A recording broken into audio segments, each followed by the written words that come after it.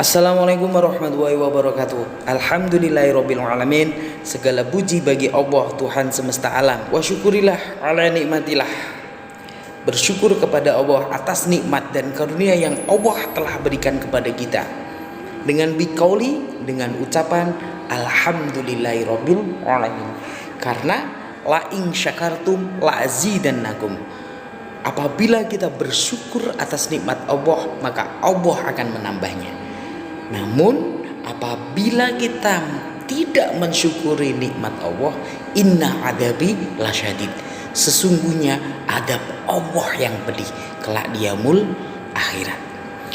Sholawat salam kita aturkan ke Nabi Muhammad Sallallahu Alaihi Wasallam yang kita nanti syafaatnya mulai hari ini hingga kelak nanti di yaumul akhir. Amin Allahumma amin.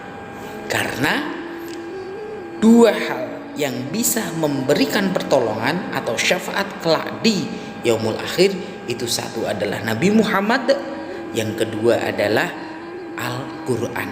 Maka usahakan sering membaca sholawat dan sering membaca Al-Quran, meskipun hanya satu ayat, tapi kalau rutin fa insya Allah itu wujud kita cinta kepada Al-Quran. Kesempatan kali ini Bapak akan memberikan penjelasan mengenai iman. Iman kepada siapa? Ya, yang jelas iman kepada Allah. Karena iman kepada Allah, iman konsep yang pertama. Oke.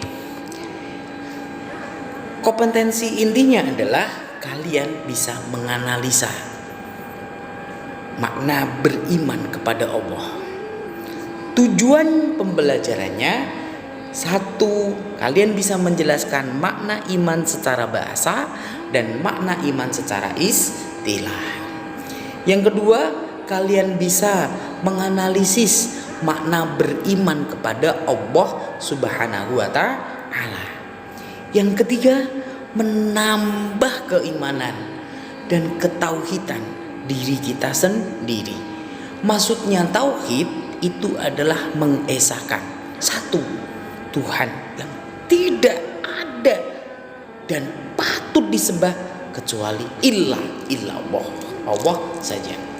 Dan yang terakhir, menyimpulkan kebesaran dan kekuasaan Allah Subhanahu wa Ta'ala pada alam semesta ini. Oke, ya, ada angket internalisasi yang mana bisa kalian lihat pada slide maupun tayangan dalam handphone ataupun laptop kalian. Nah, ternyata semua bergantung dan bersandar hanya kepada Allah semata. Ketika kita sudah bersandar pada Allah semata, di situ terdapat lafal Allah. Silakan lihat dengan baik-baik, konsentrasi. Dan apa yang terjadi? Setelah kalian melihat, ternyata benda atau tempat-tempat yang kalian lihat setelah konsentrasi dengan lafal Allah, ternyata Allah berada di mana-mana. Karena apa? Allah itu dekat. Dekat di mana? Di hati kita. Oke. Konsep rukun iman dalam Islam itu ada 6. Yang pertama, iman kepada Allah. Yang kedua, iman kepada malaikat Allah. Yang ketiga, iman kepada kitab-kitab Allah. Yang keempat, tahu? Ya, benar, iman kepada rasul-rasul Allah. Yang kelima, iman kepada hari akhir atau kiamat. Dan yang terakhir, iman kepada qada dan qadar, ketetapan atau takdirnya Allah Subhanahu wa Ta'ala. Oke. Maka apa itu sebenarnya arti iman? Arti iman diistilahkan dengan dua hal.